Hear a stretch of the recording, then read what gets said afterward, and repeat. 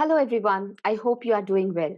In part 1, we discussed Ms Vani's career journey, the opportunities she had, and the challenges she faced being someone who is passionate about the hospitality industry and also about making a positive impact in the world. If you haven't watched the episode, please check the link in the description.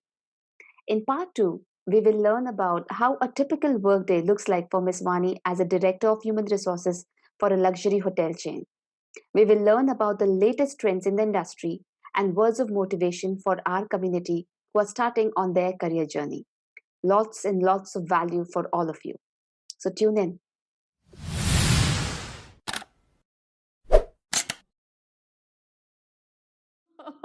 Wonderful. So that brings us to the second part. And as you mentioned that your friends are envious, we would also love to know what your typical work day looks like in the hospitality industry. I mean, as a head of HR in the hospitality industry. The day starts at 9, and I'm there a little before 9. We have a small brief with the team, and then we have a brief with the interdepartmental heads. So once that's done, then there will be some meeting or the other lined up for that month, which can be something related to your finances. There can be a meeting with other departments. So we represent HR in all the department meetings so that we understand what their issues are and how we can help sort it out. And throughout the day, I will have somebody knocking on my door to have they want to just talk it out. They want to they want a shoulder to cry on. Maybe they want just advice. There would be times when you play the bad cop role as well. Mm-hmm. We can't be sweet all the time. Sometimes when people go astray, we got to get them back online. So a little bit of coaching, counseling also happens. And then yes, hiring is something that is ongoing in our business. So we would have interviews that are lined up.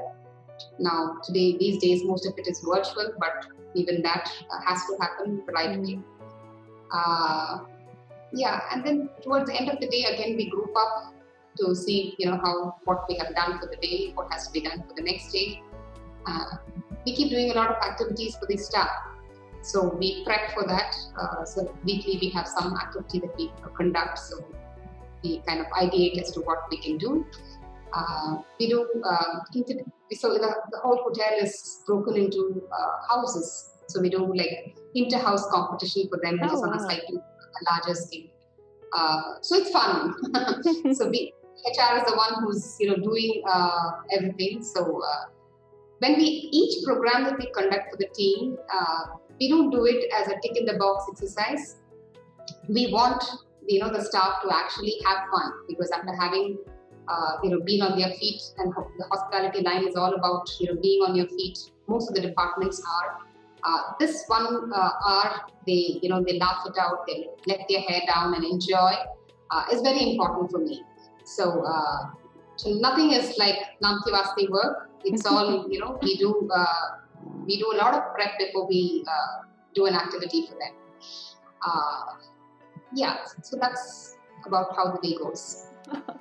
That's wonderful. Thank you for sharing. And while you were sharing, could see that you still had that gleam in your eyes, and you truly enjoy what you do. And especially the activity part, wherein you bring up the morale of all of your team members, keep them together, and make sure that while they have all the hard work going on, but they have a day to unwind, or 1 hour to unwind and just be themselves and have a laugh with the team members. It's so important. It's so important. Beautiful. My people keep asking, aren't you bored? 23 years you've been doing the same thing, aren't you bored? Well, while most of the work might remain the same, the audience is different for, each time the audience is different. So we do a lot of training as well. So we have the onboarding training that we do for the newcomers. And it's the same template that you are doing time and again. But again, I think this batch is new. They don't know what I'm going to be telling them. So it excites me every time I have a new team in front of me, and that's what I keep telling my staff as well. Do it as though you're doing it for the first time. Have the same passion, have the same love, have the same energy. Just because you've done it 10 times, don't lose out on your energy. And that's very important. And when they see that you are energized, automatically you cascade your energy down. So true. And the team is energized too. So true. And you're clearly leading by example. If you're being that there for your team, the team also sees that and would want to model excellence by looking at their leader. So that's a wonderful share. Now, you briefly mentioned about coaching and counseling as well. So what would you say is the role of a coach or a mentor in your life? It's very, very important. Earlier, it used to be clubbed under something called discipline, where you would discipline someone. Today, that ideology has shifted, and as a supervisor, it can be a rank and file staff who's just become a team leader or a supervisor or a manager. It is our moral responsibility to help people who are below us, rise. It's not only that individual's responsibility, it is our responsibility. So it's like a coach of a cricket team. The coach is there to set the team for success. The coach is not there to, criticize them and, pull them down. Same in the industry too. So, people tend to make mistakes. But the moment we start, kind of pinpointing that constantly, person gets weighed down. Sure. So you are here as a leader to help them rise. So coaching and counseling is very important. Just to talk, a chat with your, not a formal chat, but just a casual chat sometimes helps the person unwind. Things that he may not have told you, he breaks that, the shield in front of him and he opens up. And that's when sometimes you will understand his point of view. You're always talking things from your point of view. Only when the shield breaks, you will understand where he's coming from, and then you'll be able to help that person. So yes, counseling is a role that is very important, and coaching is a role that is very important, and it has to happen from every person who's got somebody junior below him. So and sometimes, I tell my staff, even associate, he might be just an associate, but he may have a trainee under him. And so for the trainee, he's like a role model. They look up to him and they say, I want to become like him. So they have the responsibility to kind of coach, counsel, and help them, teach them and help them, make a success of whatever they're doing, rather than just, constantly bickering and finding fault with them. That is not, those were olden days. Today, as you walk, you take people with you. And I think most organizations follow that. And here at Western, we strongly advocate that, we set people for success. Beautiful. That's so important. So beautifully said that it's everyone's job, whoever is a leader, it's everyone's job to create that space of non-judgment and, to break that shackle, to break that barrier and really connect, not because of the authority that you hold, but really connect on a human level and understand what the real problem is so that you can help them solve the problem or, as you said, set them up for success. So thank you for sharing that. So I have, associates. So normally it's, the bureaucracy creeps in. Okay, you have to see the executive, and if the executive is not able to handle, you go to the manager not able to handle, then you come to me. But I'll have staff who will say, no, I want to meet only Vani ma'am. You let me in. Because they have that, maybe the trust that, I will, I'm unbiased and I will surely help them out. So my staff keep cribbing. I mean, you're not even giving us a chance to handle them, just directly. Sometimes I push them back. I said, no, go speak to them and come back to me. But maybe that's because of, the kind of image I have earned over the, period of years, that they feel that if they come to me, I may not be able to solve their problems, but at least I'll give them a different solution or, how to handle it. So that trust factor with my team is extremely strong.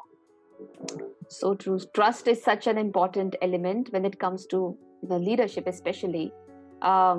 You would see people go out of their way if they trust their leader, and on the contrast, if they don't, then even their responsibilities might not be taken care of. So Absolutely. it's wonderful. That brings us to our next question. What would you say are the trends in the hospitality industry to watch out for all the viewers who want to step into the hospitality industry? What would you say are the trends in the coming years? Okay, thanks to COVID, a lot has changed. First and foremost is digitalization. So, Zoom calls and team calls has become a norm, everyday norm today, whereas we did not know about this earlier. And actually, we feel that so many things which could have been done over a call like this. We were actually traveling and we were trying to meet people in person and do it. Yes, that has its maybe a different effect altogether. But this became cost effective. It became saving on time. So digitalization in all the areas has happened big time. Include be it security, be it finance, be it HR, be it operations. They've all gone, gung-ho with digitalization. That's one. Two is, with the pandemic striking and businesses kind of dropping, India was known for, lavish money. In comparison to, hotels abroad, we had no dearth with money. But now we have all, learned to work with a leaner, meaner, money. And we've realized that, yes, it is important to multitask. Earlier you had, one person doing one job. But today, irrespective of what position you are holding, you have to multitask. There is no option. So tomorrow, let's say there's someone who's required in another department and he needs help. Across departments, we are able to send people over to support because we've been able to multitask people. Sure. So going forward, yes, it will not be that, you will be only one skill specific. You will have to, kind of cross-train and be multitasked. Adaptability. Yes, absolutely. Yeah, these are the two that I can prominently think of. So if anyone's, and that's the question that just came up to my mind, that if anyone's looking to step into the hospitality industry, like they're just passing out now, what would you say is apart from the digitalization and the collaborative environment that's been created now, what would you say are the opportunities for them to look out for if they're just stepping into post-COVID era now? To be honest, Vandana, most hotels are kind of opening their hiring. Earlier they were on a freeze. Now it's business kind of rising. Yes, hiring is beginning to happen. But we have a lot of people who have been let go across, hotels who are in need of a job. So they are like trained hands who can be, hired. So the freshers, they will lose out their opportunity here because why will we hire a fresher to a trained hand? So my advice to people who are wanting to enter into hospitality now is to kind of wait and try to finish up their post-graduation instead of getting into work. Many want to, they finish graduation, work for 2 years, then do a post-grad. So this will be the right time to complete your education, complete your post-grad now, so that by the time 2 years is done, then things would have stabilized fully. And yes, hiring will, I'm sure the hotel industry will do very well. And at that time, you will have plenty of opportunities to join. But at this point in time, better to study, better to upskill yourself, better to learn some maybe a new language or a new software, upgrade yourself rather than trying to get into the industry. And even if you want, there are many organizations who provide internship options, paid, unpaid, whatever it is, but will give you, hands-on learning, which books don't give. So if you're getting that opportunity, just take it up.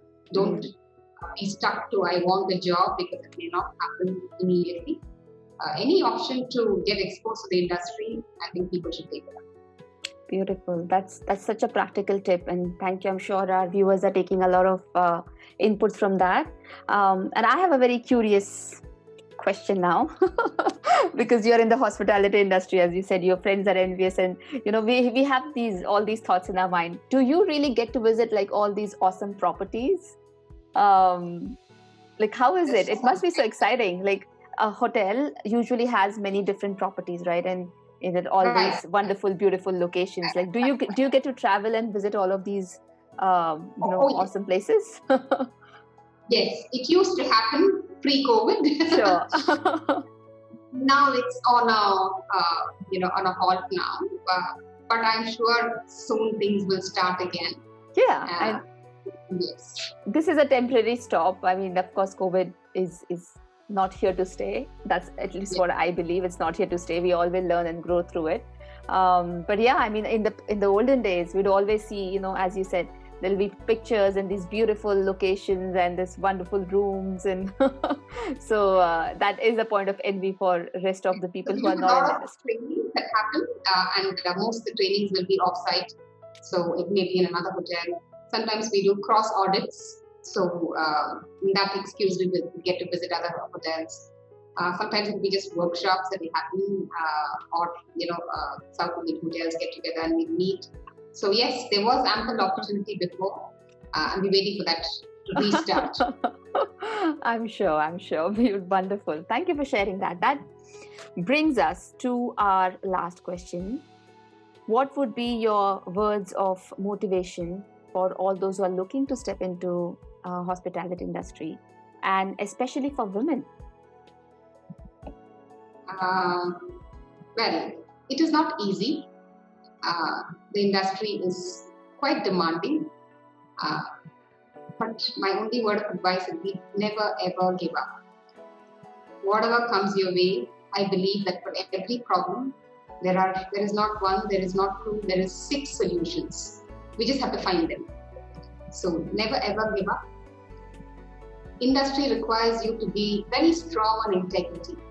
You can easily go astray in this industry. You can be on the wrong side in no time. And women get labeled very easily. So with your strong integrity,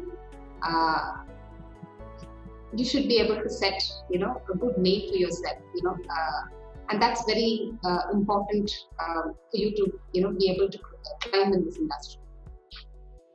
So there is a lovely quote that I always tell my team. If you want to walk alone, if you want to walk fast, walk alone.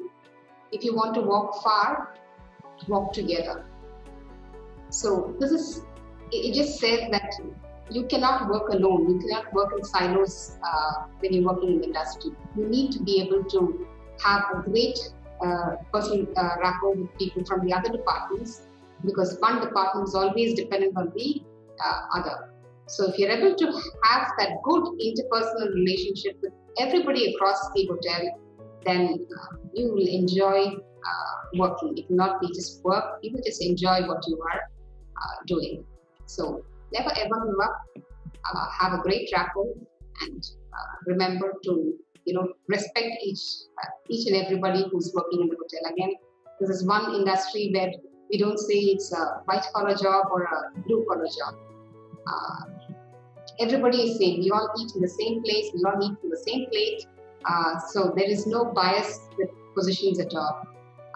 It may be hard. You may feel that the task is difficult, but keep your mind positive. Believe that you will overcome whenever there is an obstacle. And most importantly for a lady, I think identify a mentor and latch on to them. and they become like your source of, constant energy. So anytime you are on crossroads and you feel that, you're confused, you don't know what to do, just a call to your mentor will kind of clear your head. It will give you a clear picture and you will be able to move on. So during our days, we didn't have this option where people came up to us and say, hey, I'll mentor you. But today, people are available, and I'm available. So if anybody is out there who, wants me to, help you during the journey, please feel free to contact. I'm available on all social media platforms. Finding me will not be difficult. And because we have, with the experience that we carry and the networking that we have, somebody calls and says, I'm stuck, can you help me with the job? And especially if it is in hotels, it's very easy because half the industry. So placing someone would not be that difficult. And if you don't have that mentor, then you will be sitting waiting for the job to come to you, which may not.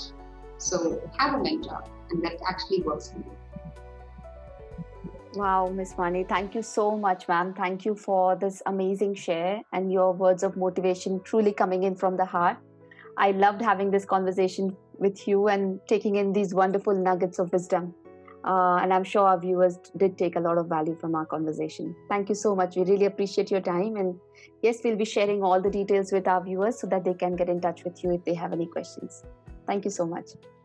Thank you. Thank you, Vandana. And it was lovely chatting up with you. Same here. Thank you. If you're watching the video and took heaps of value from it, please hit the like button. We will also share Ms Vani's details in the description box. Feel free to get in touch with her if you have any questions or need any guidance in terms of your hospitality career. We will see you all in our next episode of the podcast series with Industry Inspire Talks, where we will have another inspiring guest sharing their real life experience to help you move forward in your career. Wish you all the very best.